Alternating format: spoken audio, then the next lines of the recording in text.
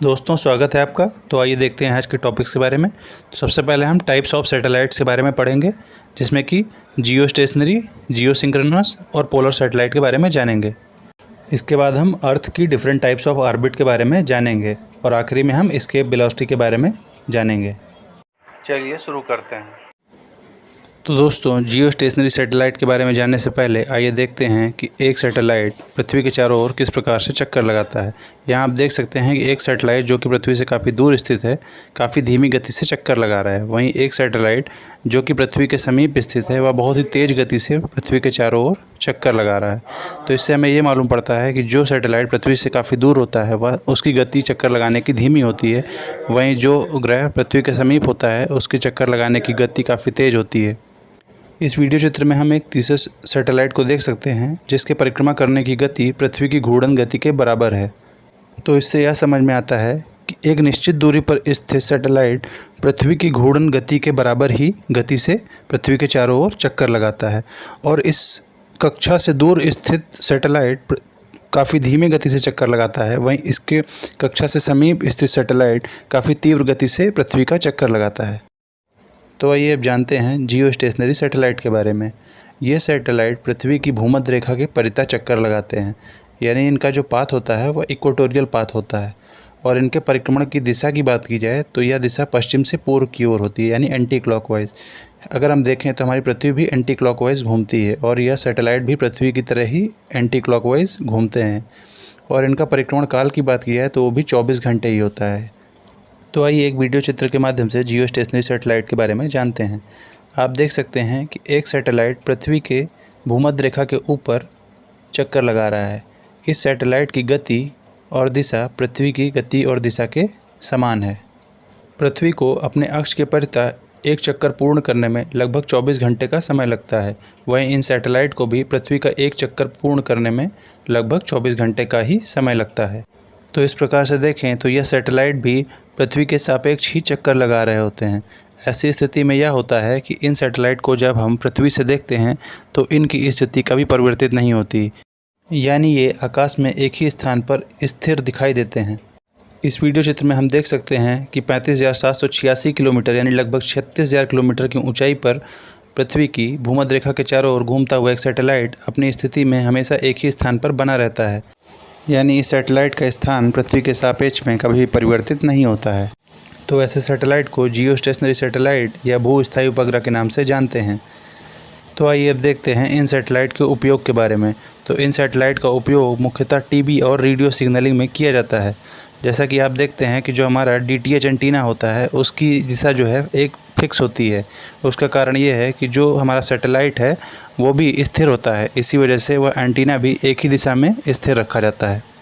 इसके अलावा जियो stationery satellite का उपयोग कम्युनिकेशन पर्पस और नेविगेशन के क्षेत्र में भी किया जाता है। अब आइए जानते हैं जियो सिंक्रोनस सैटेलाइट के बारे में। जियो सिंक्रोनस सैटेलाइट को कक्षा में स्थापित करने की संभावना सबसे पहले आर्थर सी क्लार्क ने व्यक्त की थी। जियो सिंक्रोनस सैटेलाइट भी जियो स्टेशनरी सैटेलाइट की भांति ही कार्य करते हैं, परंतु यह सैटेलाइट भूमध्य रेखा के चारों ओर चक्कर न लगाकर किसी अन्य अक्ष के परितः चक्कर लगाते हैं। इन सैटेलाइट का परिक्रमण काल भी लगभग 24 घंटे का होता है और इन सैटेलाइट के परिक्रमण की दिशा भी पश्चिम से पूर्व की ओर ही होती है। और पृथ्वी तल से ऊंचाई की बात करें तो वो भी 36,000 किलोमीटर ही होती है। और इन सैटेलाइट का उपयोग भी कम्युनिकेशन पर्पस और नेविगेशन में किया जाता है। यहाँ से हम एक बात कह सकते हैं कि हमारे जियो स्टेशनरी सैटेलाइट भी जियो सिंक्रोनस सैटेलाइट की तरह ही कार्य करते हैं।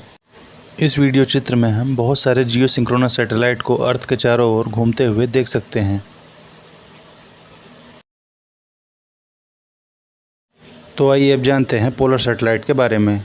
पोलर सैटेलाइट पोल्स यानी ध्रुवों के चारों ओर चक्कर लगाते हैं। ये सैटेलाइट पृथ्वी से काफ़ी समीप स्थित होते हैं, इसलिए इनकी चक्कर लगाने की गति बहुत ही तीव्र होती है।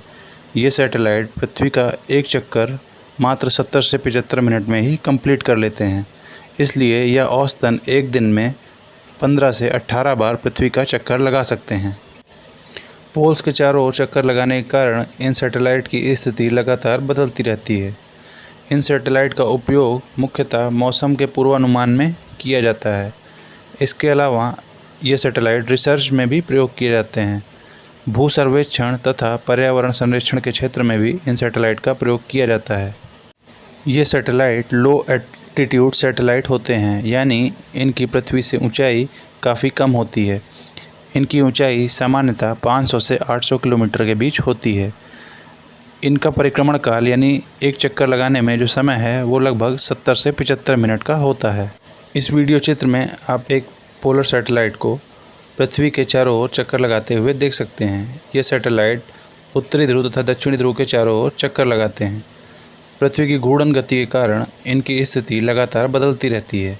अपनी तीव्र गति के कारण यह सैटेलाइट कम समय में अत्यधिक जानकारी इकट्ठा कर लेते हैं और 24 घंटे के भीतर पृथ्वी के कई चक्कर पूरे कर लेते हैं। तो आइए अब इस वीडियो चित्र के माध्यम से हम पृथ्वी के डिफरेंट टाइप्स ऑफ ऑर्बिट के बारे में जानते हैं। तो सबसे पहले लो अर्थ ऑर्बिट की बात करें तो इनमें वो सैटेलाइट आते हैं जो कि पृथ्वी से काफ़ी समीप स्थित होते हैं। इन सैटेलाइट की दूरी पृथ्वी से 500 से 800 किलोमीटर के बीच में होती है। इन सैटेलाइट का उपयोग मुख्यतः अर्थ ऑब्जर्वेशन के लिए किया जाता है। मीडियम अर्थ ऑर्बिट की बात करें तो इन ऑर्बिट की ऊंचाई पृथ्वी तल से लगभग 1000 किलोमीटर से 2500 किलोमीटर के बीच में होती है। इन अर्थ ऑर्बिट में मुख्यतः नेविगेशन सैटेलाइट यानी जीपीएस सैटेलाइट का प्रयोग किया जाता है। जियो स्टेशनरी या जियो सिंक्रोनस ऑर्बिट की बात करें तो यह पृथ्वी की सबसे बाहरी ऑर्बिट होती है। इसकी पृथ्वी तल से ऊंचाई लगभग 36,000 किलोमीटर होती है। इस ऑर्बिट में मुख्यतः कम्युनिकेशन सैटेलाइट और टीवी और रेडियो सैटेलाइट को स्थापित किया जाता है।